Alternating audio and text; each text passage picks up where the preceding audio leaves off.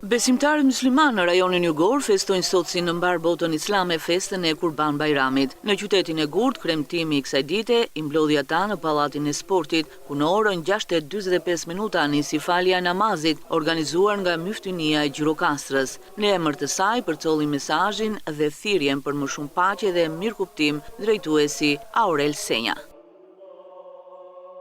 Në këtë ditë të gëzuar të Kurban Bajramit, uroj të gjithë besimtarët muslimanë edhe njëherë, gëzuar për shumë vjet Kurban Bajramin. Zoti i gjithësisë ju begatoft juve dhe familjet tuaja.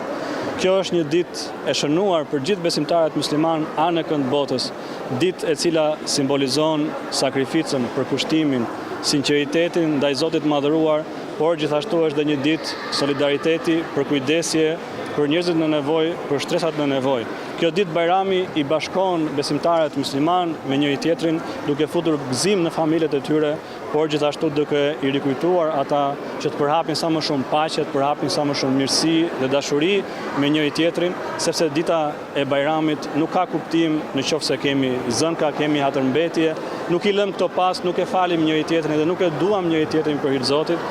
Lutim Zotin që të na bëj sa më të dobishëm në shoqërinë ku ne jetojmë, na bëj për atyre që kujdesen për njerëzit në nevojë, të na bëj për atyre që janë sinqert dhe të përkushtuar përballë tij, gëzuar edhe një herë për shumë vjet Kurban Bajrami.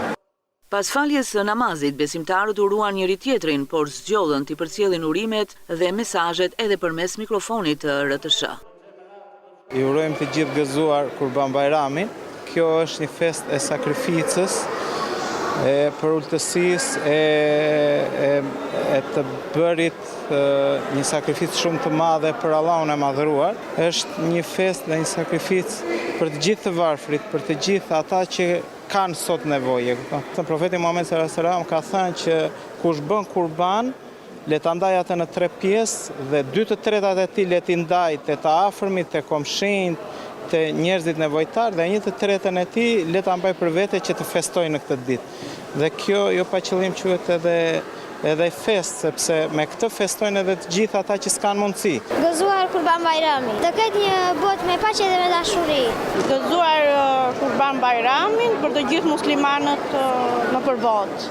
I uroj shëndet dhe jetë gjithëve. Të gjithë gëzuar Kurban Bajramin. Kjo fest e shenjtë e sakrificës dhe përkushtimit, harmonisë, vijoi me vizitat tek njëri tjetri dhe me shpërndarjen e kurbanit te të afërmit dhe njerëzit në nevojë.